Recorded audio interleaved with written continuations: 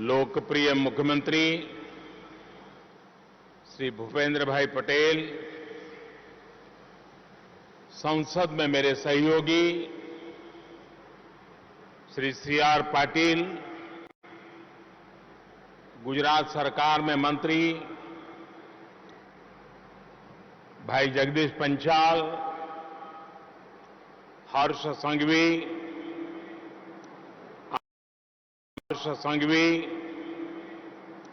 अहमदाबाद के मेयर किरीट भाई, केवीआईसी के चेयरमैन मनोज जी, अन्य सभी महानुभाव और गुजरात के कोने कोने से आए हुए मेरे प्यारे भाई और बहनों, साबरमती का ये किनारा आज धन्य हो गया है।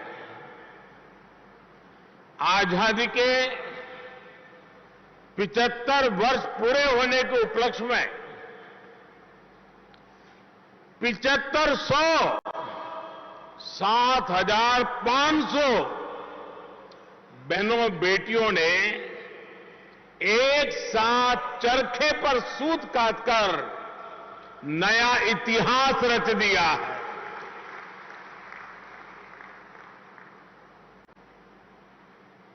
ये मेरा सौभाग्य है कि मुझे भी कुछ पल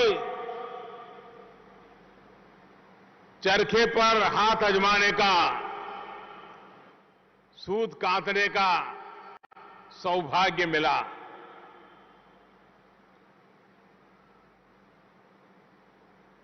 मेरे लिए आज ये चरखा चलाना कुछ भावुक पल भी थी। मुझे मेरे बचपन की ओर ले गई, क्योंकि हमारे छोटे से घर में एक कोने में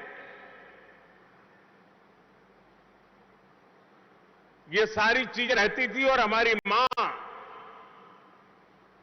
आर्थिक उपार्जन को ध्यान में रखते हुए जब भी समय मिलता था वो सूत काटने के लिए बैठती थी। आज वो चित्र भी मेरे ध्यान में फिर से एक बार पुनस्मरण हो आया। और जब इस सारी चीजों को मैं देखता हूं, आज या पहले भी, कभी कभी मुझे लगता है कि जैसे एक भक्त भगवान की पूजा जिस प्रकार से करता है, जिन पूजा की सामग्री का उपयोग करता है, ऐसा लगता है इस सूत काटने की प्रक्रिया भी जैसे ईश्वर की आराधना से कम नहीं है। जैसे चरखा आजादी के आंदोलन में देश की धड़कन बन गया था, वैसा ही स्पंदन आज मैं यहां साबरमती के तट पर महसूस कर रहा हूं। मुझे विश्वास है कि यहां मौजूद सभी लोग इस आयोजन को देख रहे सभी लोग आज यहां खादी उत्सव की ऊर्जा को महसूस कर रहे होंगे। आजादी के अमृत महोत्सव में देश ने आज खादी महोत्सव में देश ने आज खादी महोत्सव करके अपने स्वतंत्रता सेनानियों को बहुत सुंदर उपहार दिया है। आज ही गुजरात राज्य खादी ग्रामोद्योग बोर्ड की नई बिल्डिंग और साबरमती नदी पर भव्य अटल ब्रिज का भी लोकार्पण हुआ है। मैं अहमदाबाद के लोगों को, गुजरात के लोगों को आज इस एक नए पड़ाव पर आकर के हम आगे बढ़ रहे हैं, तब बहुत बहुत बधाई देता हूं, बहुत बहुत शुभकामनाएं देता हूं। साथियों, अटल ब्रिज साबरमती नदी को दो किनारों को ही आपस में नहीं जोड़ रहा, बल्कि डिजाइन और इनोवेशन में भी अभूतपूर्व है। इसकी डिजाइन में गुजरात के मशहूर पतंग महोत्सव का भी ध्यान रखा गया है। गांधीनगर और गुजरात ने हमेशा अटल जी को खूब स्नेह दिया था। 1996 में 1996 में अटल जी ने गांधीनगर से रिकॉर्ड वोटों से लोकसभा चुनाव जीता था। ये अटल ब्रिज यहां के लोगों की तरफ से उन्हें एक भावभीनी श्रद्धांजलि भी है। साथियों, कुछ दिन पहले गुजरात सहित पूरे देश ने आजादी के 75 वर्ष पूरे होने पर बहुत उत्साह के साथ अमृत महोत्सव मनाया है। गुजरात में भी जिस प्रकार गांव गांव, गली गली, हर घर तिरंगे को लेकर उत्साह, उमंग और चारों तरफ मन भी तिरंगा, तन भी तिरंगा, जन भी तिरंगा, जज्बा भी तिरंगा, उसकी तस्वीरें हम सबने देखी है। यहां जो तिरंगा रैलियां निकली, प्रभात फेरियां निकली, उनमें राष्ट्रभक्ति का ज्वार तो था ही, अमृत काल में विकसित भारत के निर्माण का संकल्प भी रहा। यही संकल्प आज यहां खादी उत्सव में भी दिख रहा है। चरखे पर सूत कातने वाले आपके हाथ भविष्य के भारत का ताना बाना बुन रहे हैं। साथियों, इतिहास साक्षी है कि खादी का एक धागा आजादी के आंदोलन की ताकत बन गया। उसने गुलामी की जंजीरों को तोड़ दिया। खादी का वही धागा विकसित भारत के प्रण को पूरा करने का, आत्मनिर्भर भारत के सपने को पूरा करने का प्रेरणा स्रोत भी बन सकता है। जैसे एक दिया, चाहे वो कितना ही छोटा क्यों ना हो, वो अंधेरे को परास्त कर देता है। वैसे ही खादी जैसी हमारी परंपरागत शक्ति भारत को नई ऊंचाई पर ले जाने की प्रेरणा भी बन सकती है। और इसलिए ये खादी उत्सव स्वतंत्रता आंदोलन के इतिहास को पुनर्जीवित करने का प्रयास है। एक खादी उत्सव भविष्य के उज्जवल भारत के संकल्प को पूरा करने की प्रेरणा है। साथियों, इस बार 15 अगस्त को लाल किले से मैंने पंच प्राणों की बात कही है। आज साबरमती के तट पर इस पुण्य प्रवाह के सामने, ये पवित्र स्थान पर मैं पंच प्राणों को फिर से दोहराना चाहता हूं। पहला, देश के सामने विराट लक्ष्य, विकसित भारत बनाने का लक्ष्य। दूसरा, गुलामी की मानसिकता का पूरी तरह त्याग। तीसरा, अपनी विरासत पर गर्व। चौथा, राष्ट्र की एकता बढ़ाने का पुरजोर प्रयास। और पांचवा,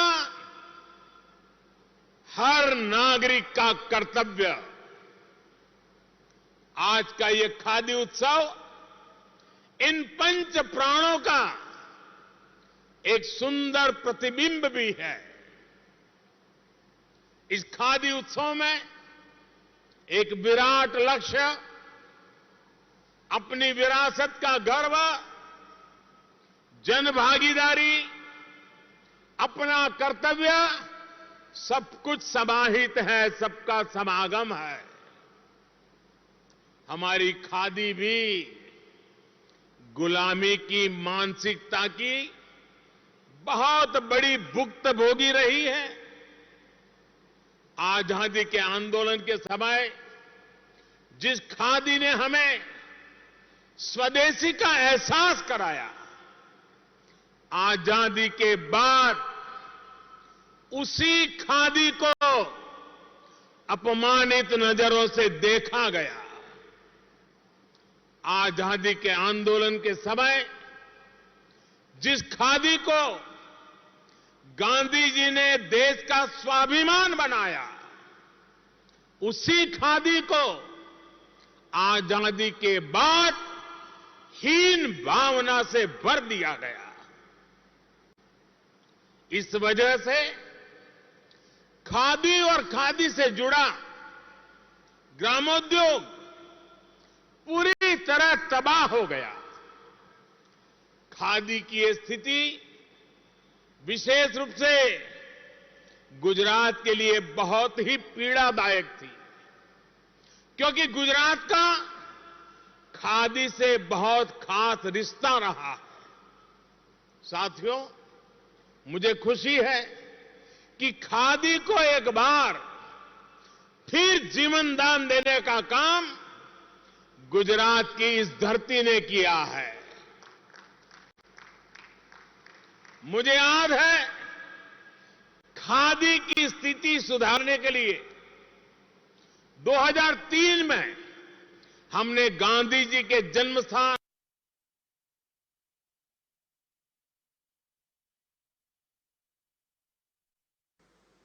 तब हमने खादी फॉर नेशन के साथ साथ खादी फॉर फैशन का संकल्प लिया था। गुजरात में खादी के प्रमोशन के लिए अनेकों फैशन शो किए गए, मशहूर हस्तियों को जिससे जोड़ा गया। तब लोग हमारा मजाक उड़ाते थे, अपमानित भी करते थे, लेकिन खादी और ग्रामोद्योग की उपेक्षा गुजरात को स्वीकार नहीं थी। गुजरात समर्पित भाव से आगे बढ़ता रहा और उसने खादी को जीवन दान दे करके दिखाया भी। 2014 में जब आपने मुझे दिल्ली जाने का आदेश दिया, तो गुजरात से मिली प्रेरणा को मैंने और आगे बढ़ाया, उसका और विस्तार किया। हमने khadi for nation, khadi for fashion, इसमें खादी फॉर ट्रांसफॉर्मेशन का संकल्प जोड़ा। हमने गुजरात की सफलता के अनुभवों का देश भर में विस्तार करना शुरू किया। देश भर में खादी से जुड़ी जो भी समस्याएं थी उनको दूर किया गया। हमने देशवासियों को खादी के प्रोडक्ट खरीदने के लिए प्रोत्साहित किया और इसका नतीजा आज दुनिया देख रही है। आज भारत के टॉप फैशन ब्रांड्स खादी से जुड़ने के लिए खुद आगे आ रहे हैं। आज भारत में खादी का रिकॉर्ड उत्पादन हो रहा है, रिकॉर्ड बिक्री हो रही है। पिछले 8 वर्षों में खादी की बिक्री में 4 गुना से अधिक की वृद्धि हुई है। आज पहली बार भारत के खादी और ग्रामोद्योग का टर्नओवर 1 लाख करोड़ रुपए से ऊपर चला गया है। खादी की इस बिक्री के बढ़ने का सबसे ज्यादा लाभ आपको हुआ है। मेरे गांव में रहने वाले खादी से जुड़े भाई बहनों को हुआ है। खादी की बिक्री बढ़ने की वजह से गांवों में ज्यादा पैसा गया है, गांवों में ज्यादा लोगों को रोजगार मिला है।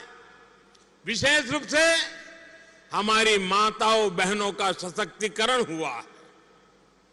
पिछले 8 वर्षों में सिर्फ खादी और ग्रामोद्योग में 2.25 करोड़ नए रोजगार पैदा हुए हैं।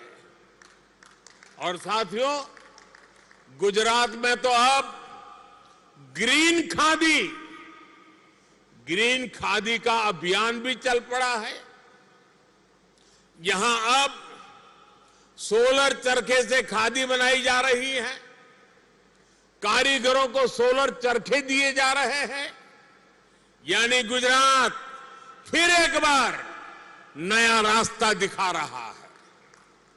साथियों, भारत के खादी उद्योग की बढ़ती ताकत के पीछे भी महिला शक्ति का बहुत बड़ा योगदान है। उद्यमिता की भावना हमारी बहनों बेटियों में फुट करके कुट करके भरी पड़ी है। इसका प्रमाण गुजरात में सखी मंडलों का विस्तार भी है। 1 दशक पहले हमने गुजरात में बहनों के सशक्तिकरण के लिए मिशन मंगलम शुरू किया था।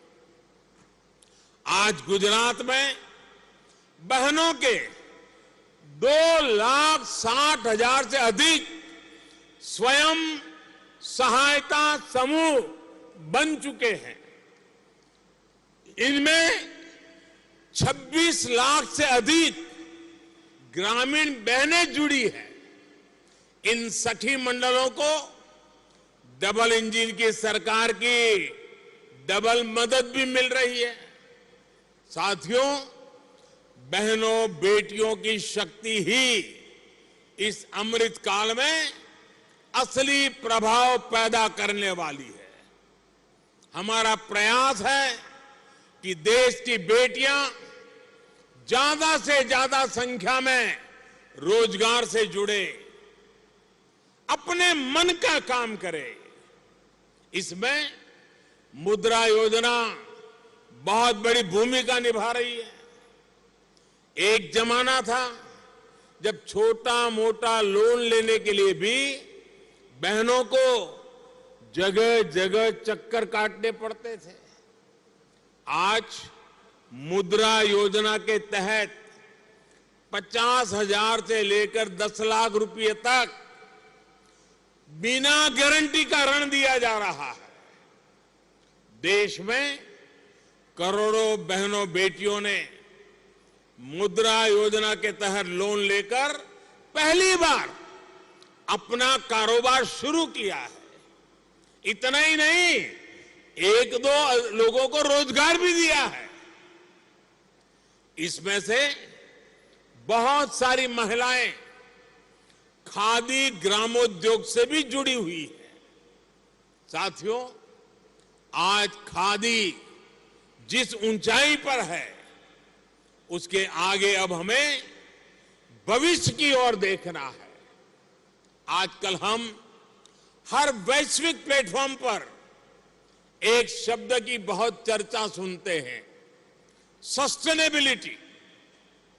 कोई कहता है सस्टेनेबल ग्रोथ, कोई कहता है सस्टेनेबल एनर्जी, कोई कहता है सस्टेनेबल एग्रीकल्चर, कोई सस्टेनेबल प्रोडक्ट की बात करता है।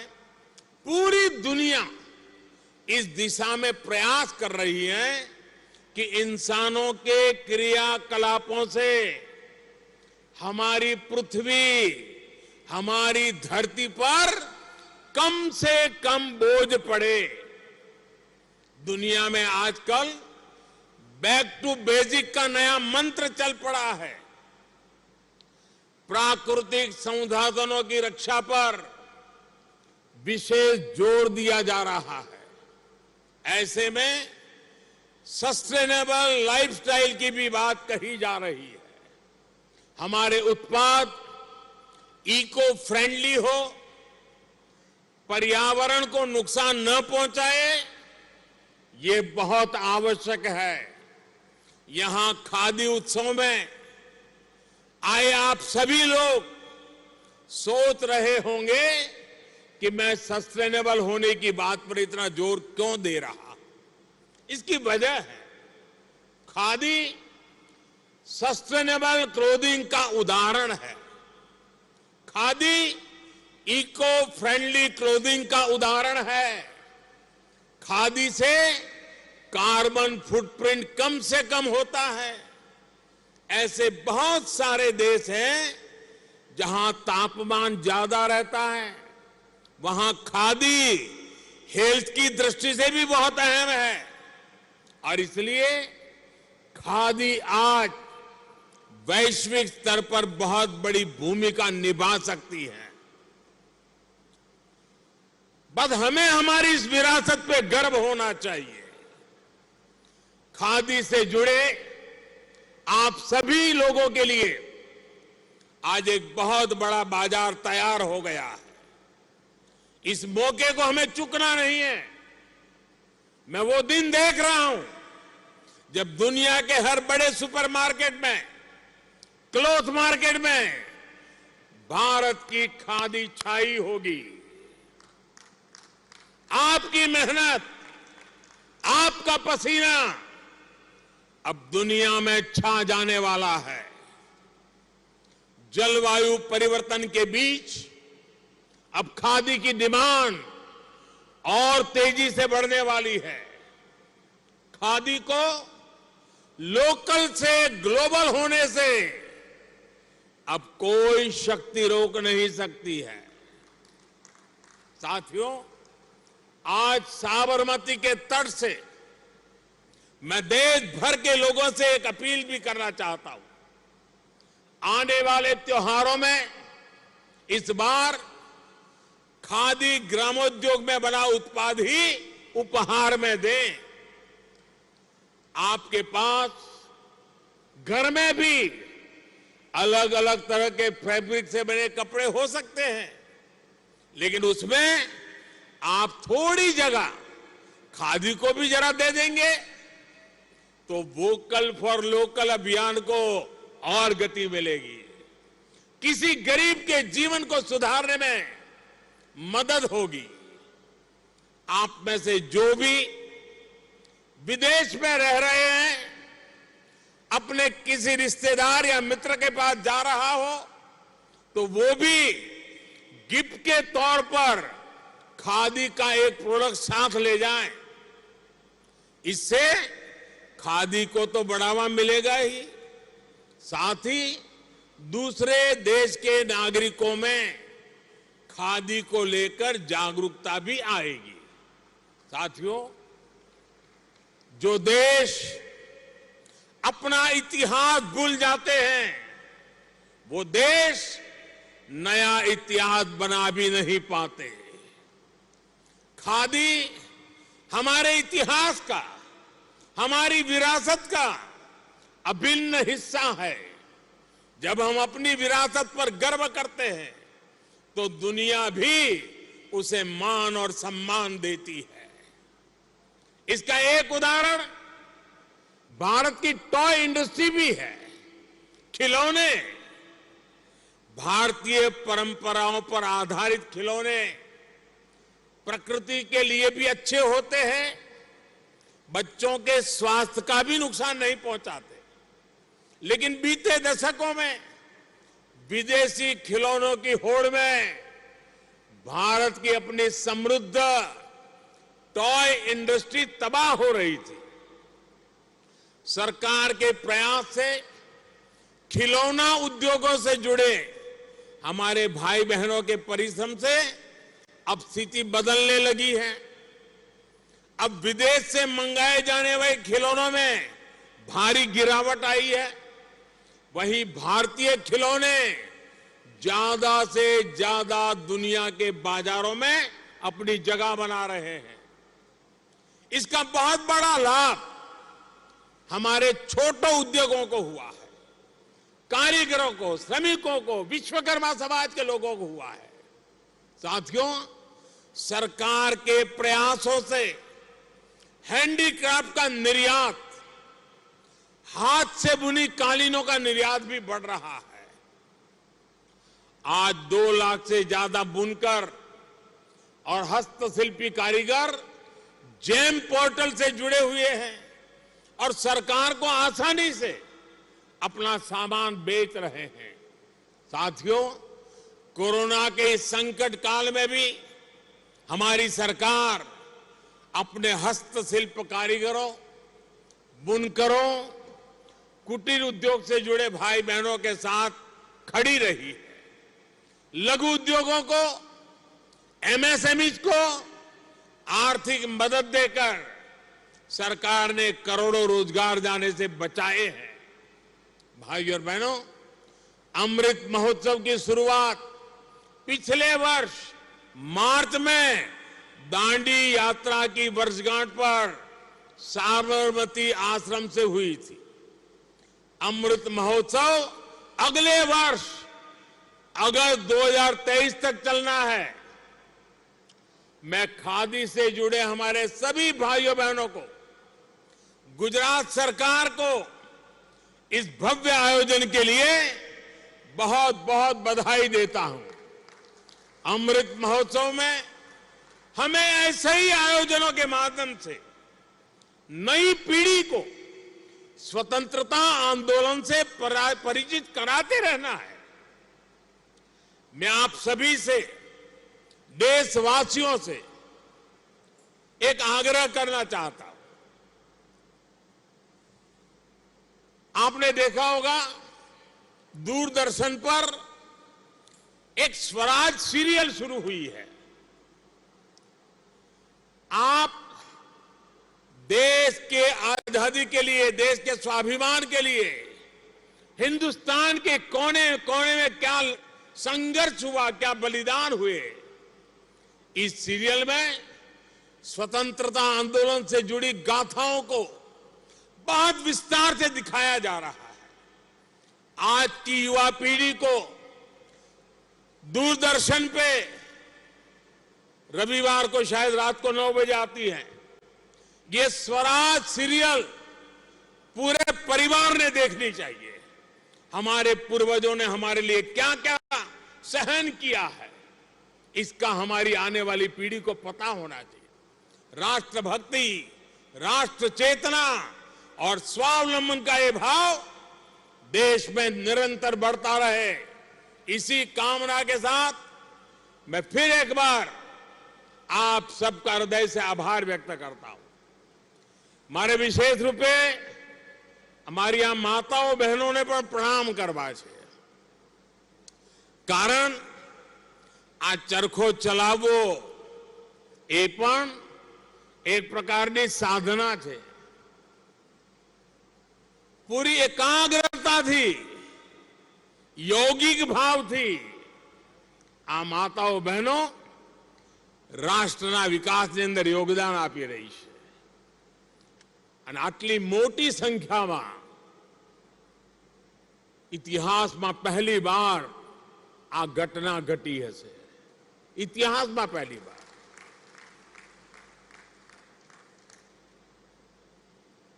જે લોકો વર્ષોથી આ વિચાર સાથે જોડાયેલા છે, આ આંદોલન સાથે જોડાયેલા છે, એવા સૌ મિત્રોને મારી વિનંતી છે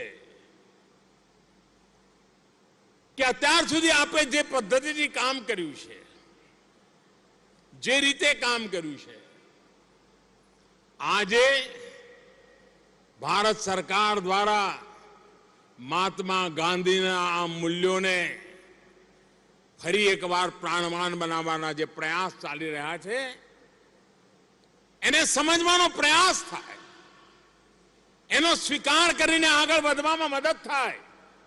એના માટે હું આવા સૌ સાથીઓને નિમંત્રણ આપું છું. આવો આપણે સાથે મળીને આઝાદીના અમૃત મહોત્સવમાં પૂજ્ય બાપુએ જે મહાન પરંપરા ઊભી કરી છે, જે પરંપરાઓ ભારતના ઉજ્જવળ ભવિષ્યનો આધાર બની શકે એમ છે, એના માટે પૂરી શક્તિ લગાવીએ, સામર્થ્ય જોડીએ, કર્તવ્ય ભાવ નિભાવીએ અને વિરાસત પર ગર્વ કરીને આગળ વધીએ. એ જ અપેક્ષા સાથે ફરી એકવાર આ સૌ માતાઓ બહેનોને આદરપૂર્વક નમન કરીને મારી વાત પૂર્ણ કરું છું. ધન્યવાદ.